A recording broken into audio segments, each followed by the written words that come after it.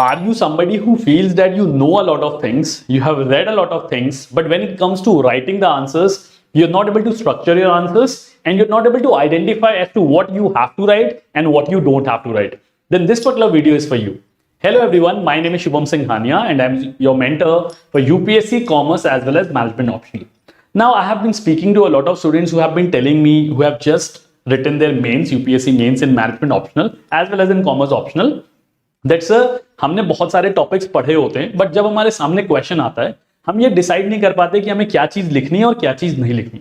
So what I have done today is I am going to create a video, that is this particular video, where I'm going to decode the questions. Now what do I mean by decoding the questions? It means identifying relevant keywords जिसके basis पे आपको ये पता चल पाएगा that what is expected out of you.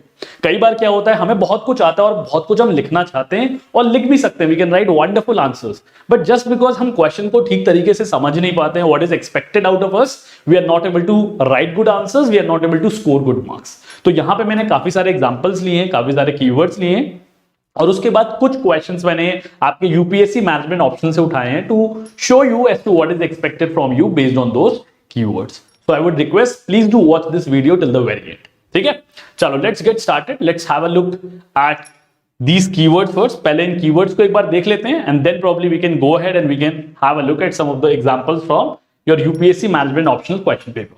ठीक है, सबसे पहला कीवर्ड जो मैंने पिक किया है, which is very common, you will find this very common in your examination question paper, that is discuss. ठीक है, तो जब भी आपको किसी भी क्वेश्चन के अंदर वर्ड डिस्कस लिखा हो, it either starts with discuss या फिर एक स्टेटमेंट के बाद डिस्कस वर्ड यूज किया हुआ हो, what is expected out of you? Pros as well as cons. इसका मतलब आपको उस पर्टिकुलर सब्जेक्ट मैटर का, जो भी सब्जेक्ट मैटर आपसे पूछा हुआ है, उसके पॉजिटिव्स भी बताने हैं और उसके नेगेटिव्स भी बताने हैं, दोनों चीजें बतानी है. ठीक है, and the orientation, your way of writing और way of structurising the answer has to be in the form of a discussion. किसी को भी पढ़ के ऐसा लगना चाहिए कि आप डिस्कशन कर रहे हो. जैसे आप कभी सुनते हो ना कि आपको डिबेट में बैठा दिया जाता है या आप डिबेट में पार्टिसिपेट कर रहे हो और you are listening to a debate, तो क्या होता है, एक पार्टी क्या कर रही होती है, अपने आर्ग्यूमेंट्स दे रही होती है फॉर द टॉपिक और एक पार्टी जो होती है वो अगेंस्ट द टॉपिक अपने आर्गुमेंट्स दे रही होती है. तो जब आप उस आंसर को फ्रेम आउट कर रहे हैं, स्ट्रक्चर आउट कर रहे हैं, आपके दिमाग में वही ओरिएंटेशन चलती रहनी चाहिए कि भाई मुझे डिस्कशन करना है. ठीक है, तभी वो आंसर सही तरीके से निकल के आएगा. ठीक है, एक एग्जांपल मैंने यहां पे लिया हुआ है just to help you understand. Discuss whether the advertisement is a social waste. Now जब आप एडवर्टाइजमेंट के बारे में बात करते हैं तो कुछ लोग ये आर्गुमेंट दे सकते हैं कि अगर एडवर्टाइजमेंट नहीं होगा तो लोगों को पता ही नहीं चलेगा, लोगों की अवेयरनेस नहीं होगी. वेयरएज जो लोग अगेंस्ट में आर्गुमेंट देना चाहते हैं वो क्या कहेंगे कि अगर आप एडवर्टाइजमेंट करोगे, बहुत ज्यादा हेवी एक्सपेंडिचर इनकर करोगे, तो अल्टीमेटली जो कंपनी होगी वो एडवर्टाइजमेंट का सारा जो कॉस्ट है वो कंज्यूमर से ही रिकवर करने वाले हैं. So what is happening here, जब आप एडवर्टाइजमेंट के बारे में बात कर रहे हो या इस पर्टिकुलर क्वेश्चन के बारे में बात कर रहे हो, आपको दोनों तरफ के आर्गुमेंट्स देने होंगे. कुछ 4-5 आर्गुमेंट्स आपको फॉर्म में बताने होंगे कि एडवर्टाइजमेंट को क्यों प्रमोट करना चाहिए या क्यों एडवर्टाइजमेंट पे एक्सपेंडिचर इनकर करना चाहिए, एंड कुछ आर्गुमेंट्स होंगे जो अगेंस्ट में बात करने वाले. ठीक है, so that is how you can go at with the first question.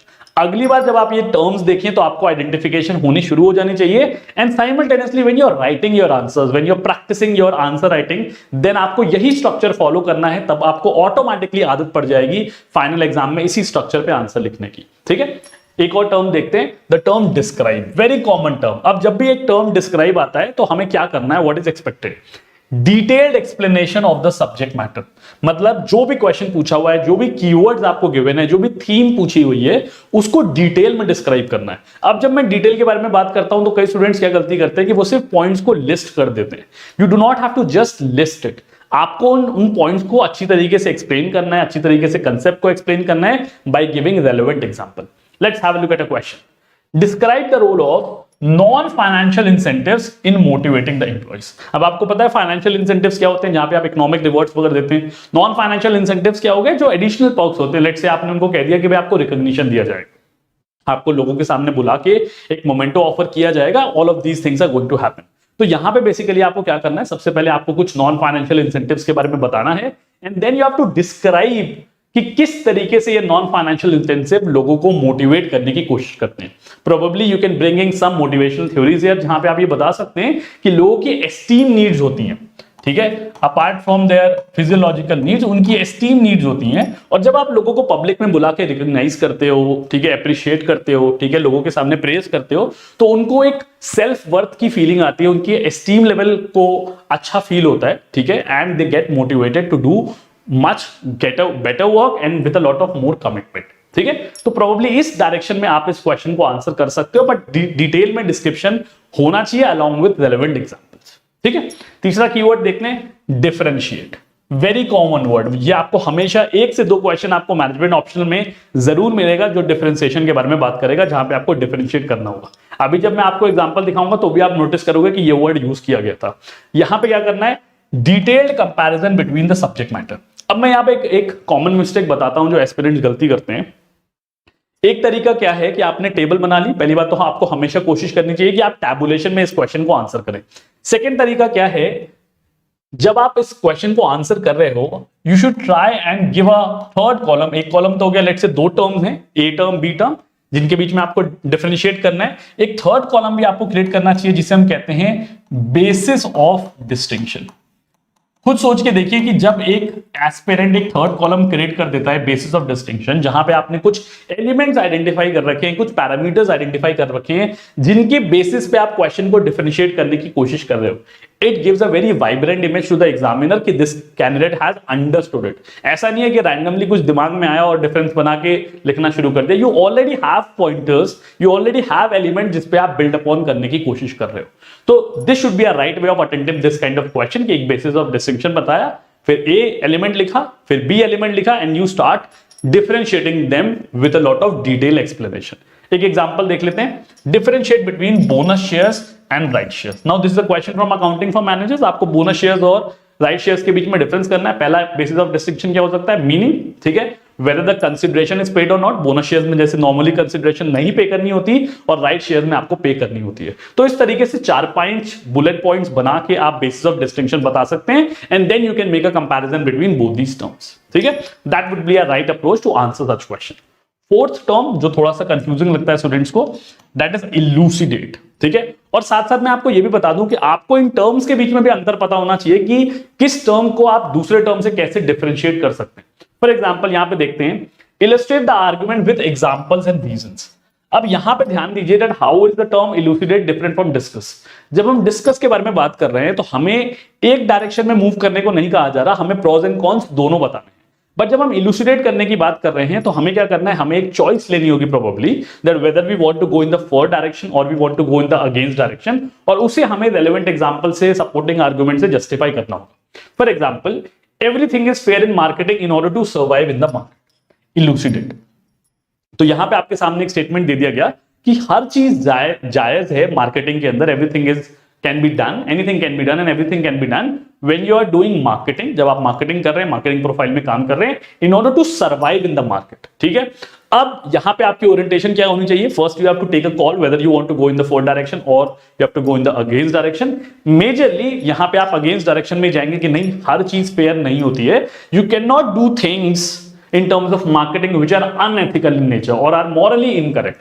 ऐसा काम आपको नहीं करना है, स्पेसिफिकली एथिकल ओरिएंटेशन के बारे में बात करनी है। तो आपने क्या करना है, पहले आपने अपना रीजन देना है that okay we do not believe in this particular statement और we do not agree to this statement. Then जो भी आपने अगेंस्ट में लेट से आपने एक स्टांस ले लिया है, आपको उस स्टांस को आर्ग्यूमेंट्स के थ्रू, एग्जांपल्स के थ्रू, अगर आपको कुछ डेटा फैक्ट्स मिल जाए, कुछ डेटा स्टैटिस्टिक्स मिल जाए, या जो भी आर्ग्यूमेंट्स आपको मिल जाए, उसके बेसिस पे आपको इसे एक्सप्लेन करना होगा। बट ध्यान रखिए यहां पे आप दोनों डायमेंशन में नहीं मूव कर रहे हैं, you are taking a stance and you are getting into that particular direction, ठीक है। That could be a best way of answering this question, ठीक है। आई होप 4 टर्म्स क्लियर हो गए, और यहां पे मैंने मेजरली वही टर्म्स लिए हैं जो मुझे आपके पास्ट ईयर पेपर्स में नजर आए, ऐसे तो और भी बहुत सारे टर्म्स हो सकते हैं, ठीक है। एक और टर्म देखते हैं, एक और कीवर्ड देखते हैं, एनालाइज। वेरी कॉमन टर्म जो आपको आपके क्वेश्चन पेपर में मिलता है, ठीक है। क्या मतलब है, detailed account of all segments of the question explaining the keywords। Analyse का क्या मतलब है कि जो भी टर्म्स गिवन हैं, जो भी कीवर्ड्स गिवन हैं, उनको आपको डिटेल में एनालाइज करना है। अब ऐसे क्वेश्चंस में जनरली क्या होता है, कभी भी एक सेगमेंट नहीं गिवन होता, 2 कंसेप्ट गिवन होते हैं, एक कंसेप्ट का दूसरे क्वेश्चन पे एप्लीकेबिलिटी पूछी होती है या फिर लिंकेज पूछा होता है। तो हमें क्या करना है, हमें दोनों एलिमेंट्स को पहले तो एक्सप्लेन करना है एंड देन हमें उसके बीच का रिलेशनशिप को एनालाइज करना होगा, that what kind of relationship is held between those 2 terms. एक क्वेश्चन देखते हैं तो और क्लैरिटी आएगी। Corporate governance is linked to the elements of CSR and financial performance analyse. तो आपके सामने एक क्वेश्चन दे दिया गया कि कॉर्पोरेट गवर्नेंस जो है वो सीएसआर और फाइनेंशियल परफॉर्मेंस से लिंकेज रखता है या फिर रिलेशनशिप एग्जिस्ट करती है। अब देखिए यहाँ पे 3 कीवर्ड्स हैं which you have to identify. The first keyword is corporate governance, the second keyword is CSR and the third keyword is financial performance. तो स्टूडेंट जल्दबाजी में गलती क्या करते हैं कि वो कॉर्पोरेट गवर्नेंस को सीएसआर से लिंक कर देते हैं, ठीक है, एंड फाइनेंशियल परफॉर्मेंस से लिंक करना भूल जाते हैं या प्रोबेबली उसको एक्सप्लेन नहीं करते। यहां पे आपको क्या करना है, क्योंकि यहां पे वर्ड एनालाइज लिखा हुआ है, पहले आप कॉर्पोरेट गवर्नेंस को एक्सप्लेन करेंगे, देन आप सीएसआर को एक्सप्लेन करेंगे, फिर आप फाइनेंशियल परफॉर्मेंस को एक्सप्लेन करेंगे। मतलब तीनों कॉन्सेप्ट को पहले एक्सप्लेन करना जरूरी है, ठीक है।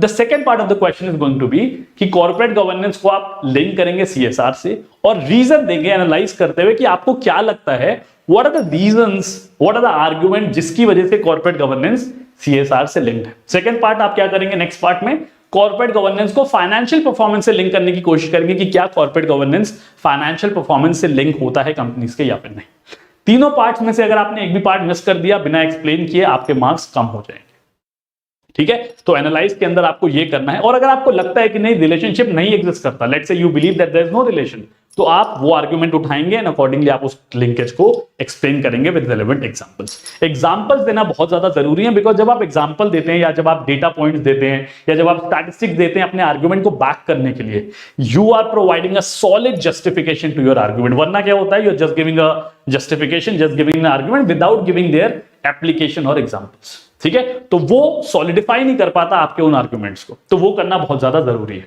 ठीक है। Next question is evaluate. अब यहां मैं देखता हूं इस पर्टिकुलर क्वेश्चन के अंदर स्टूडेंट्स कुछ सबसे ज्यादा गलती करते हैं, that they go ahead and they start giving their opinion. आपको आपका ओपिनियन नहीं देना है, ठीक है। जीएस वाले पेपर्स में ऐसा होता है कि बहुत सारे क्वेश्चन ओपिनियन बेस्ड होते हैं, यहां पे आपको ओपिनियन नहीं देना है, यहां पे आपको रीजंस देने हैं बैक्ड बाय सर्टेन फैक्ट्स या फिर backed by certain justification. For example आपके सामने क्वेश्चन गिवन है, evaluate whether CSR norms in India have led to any improvement in the initiative by large companies. This is a question from GBI, government business interface का question है CSR topic से। अब यहां पे आपको क्या करना है, सबसे पहले तो आपको बताना पड़ेगा कि सीएसआर नॉर्म्स की क्या रेलेवेंस है, ठीक है। सीएसआर नॉर्म्स की क्या रेलेवेंस है, अगर आपको पता हो कंपनीज एक्ट के अंदर एक सेक्शन इंसर्ट किया गया था जहां ये बात करी गई थी कि भाई जो भी कंपनीज का प्रॉफिट जो है 5 करोड़ रुपीज से ज्यादा हो जाएगा, टर्नओवर 1000 करोड़ रुपीज से ज्यादा हो जाएगी, नेटवर्थ 500 करोड़ रुपीज से ज्यादा हो जाएगी किसी भी एक फाइनेंशियल ईयर में, उनको अपने पास्ट 3 इयर्स का एवरेज प्रॉफिट निकाल के उसका 2% जो है सीएसआर फंड में डालना होगा और कंट्रीब्यूट करना होगा।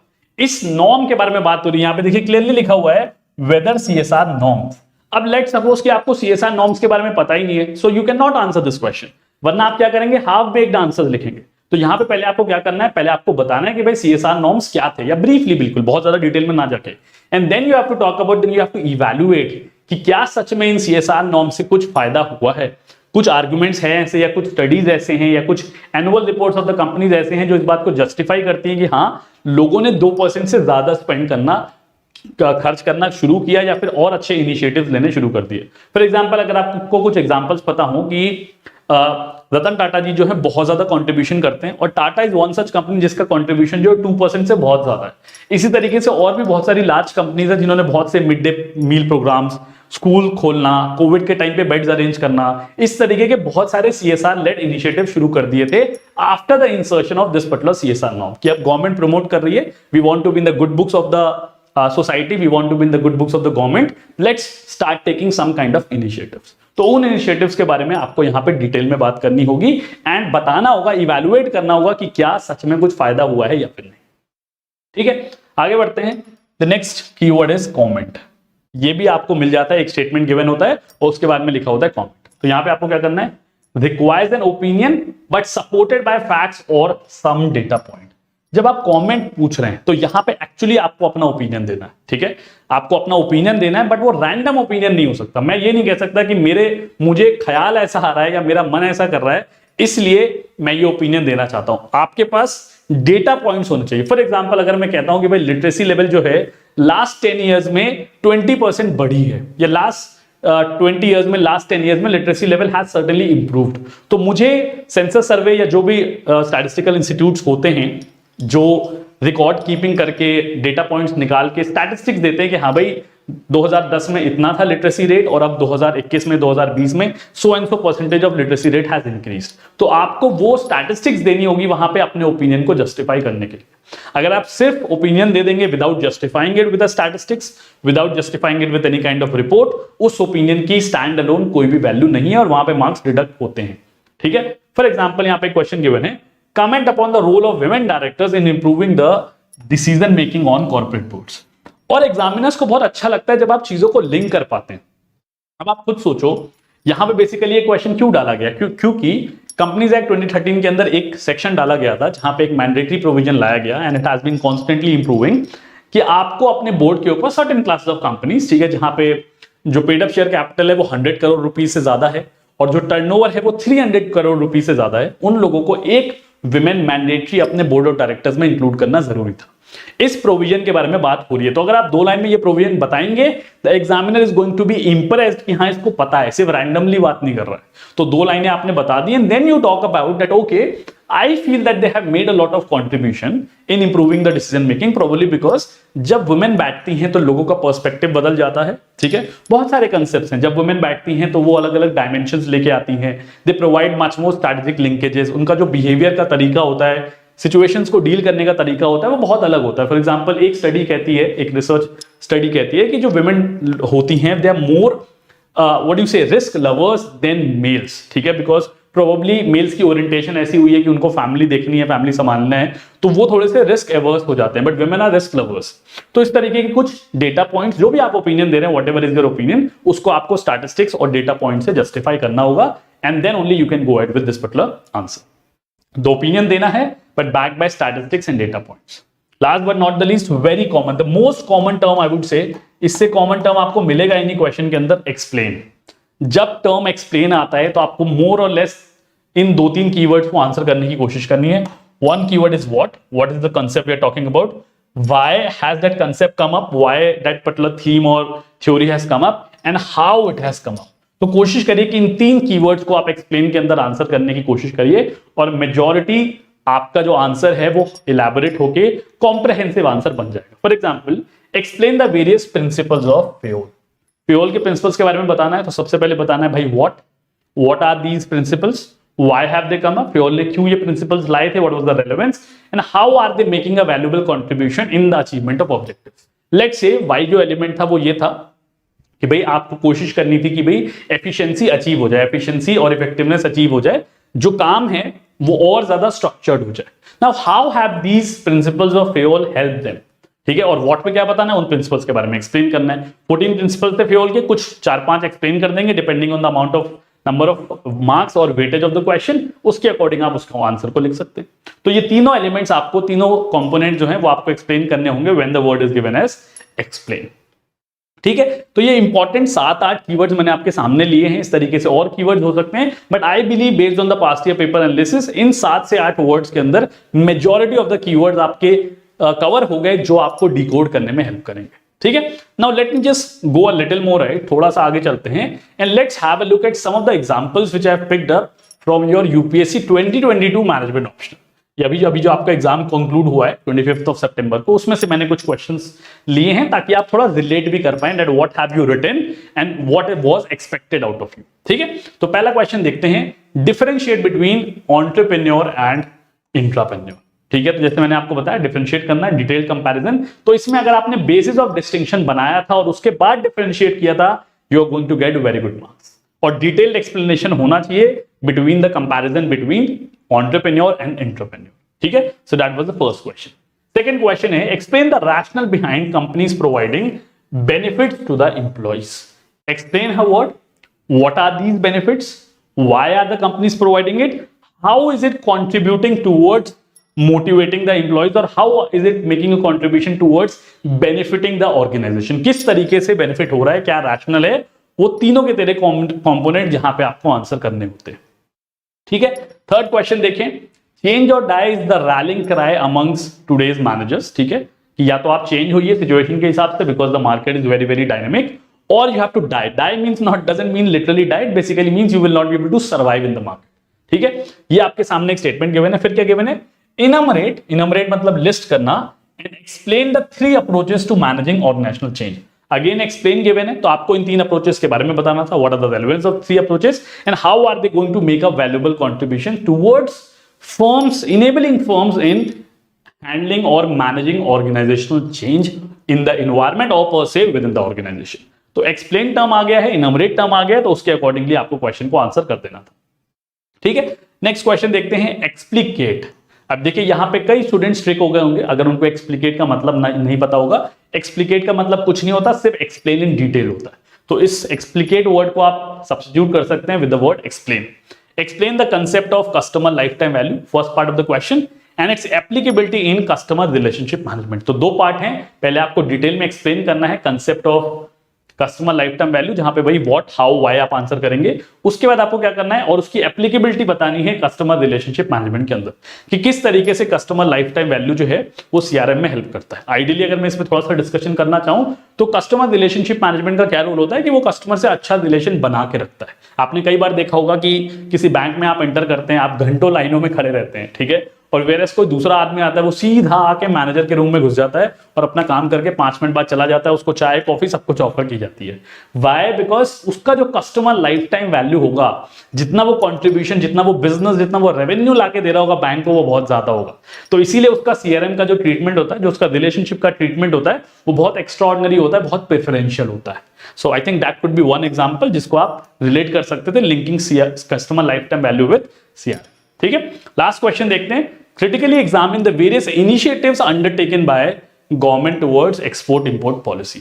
Critically examine का क्या मतलब है? दोनों चीजों के बारे में बात होगी. पहले आप कुछ इनिशिएटिव्स के बारे में बताओगे, फिर आप बताओगे कि क्या ये जो इनिशिएटिव्स गवर्नमेंट ने लिए थे, what has been the favorable part, किस तरीके से उन्होंने कंट्रीब्यूशन किया एक्सपोर्ट इंपोर्ट पॉलिसी, और किस तरीके से वो somehow जितना एक्सपेक्टेड था उनसे, जितना सक्सेसफुल वो हो सकते थे, उतना एक्सपेक्टेशन फुलफिल नहीं हो पाई. They have not been much fruitful. तो बेसिकली वहां पे कुछ पिटफॉल्स के बारे में बता सकते हो, बट क्रिटिकली इवैल्यूएट करना है तो हम दोनों चीजों के बारे में बात करेंगे, प्रॉस के बारे में भी और कॉन्स के बारे में भी, और क्रिटिकल रिव्यू देना है कि उसको कैसे और बेहतर बनाया जा सकता है. इन क्वेश्चंस के अंदर, ऐसे क्वेश्चंस के अंदर आपको लास्ट में एक समरी जरूर देनी चाहिए, जहां पे आप बात करें that what could be some basic measures that could be undertaken by the government to improve these initiatives for the welfare of the society as well as community at large. वो एक फाइनल टेक अवे आपका हो सकता है, because it has been asked to critically examine. ठीक है, critically examine करके छोड़ना नहीं है, एक पॉजिटिव आउटलुक भी लास्ट में देना पड़ेगा. ठीक है, so that was all about this particular lecture. I hope this lecture would have been fruitful. ठीक है, और ऐसे लेक्चर्स जो हैं वो आपको एक ब्रॉड आइडिया देंगे कि आपको वेट नहीं करना है कि सिलेबस खत्म हो जाए then you have to start with answer writing.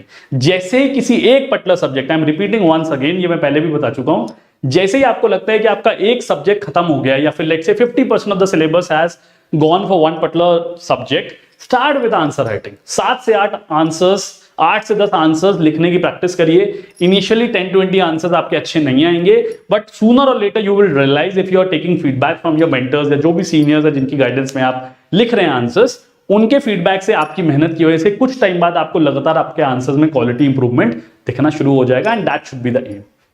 ठीक है, so that was all about this particular video. ठीक है, if you want to inquire about the course, you can call us on the number 9999466225 or you can visit our website anujjindal.in. अगर आप email करना चाहते हैं तो आप email भी कर सकते हैं, that is info@anujjindal.in. So that was all about this particular lecture. If you think that I have helped you in any form, please do hit the like button, do subscribe to the channel, and if you have any doubt, you can let me know in the comment section. ठीक है, चलो, take care, bye bye, and keep preparing. All the very best.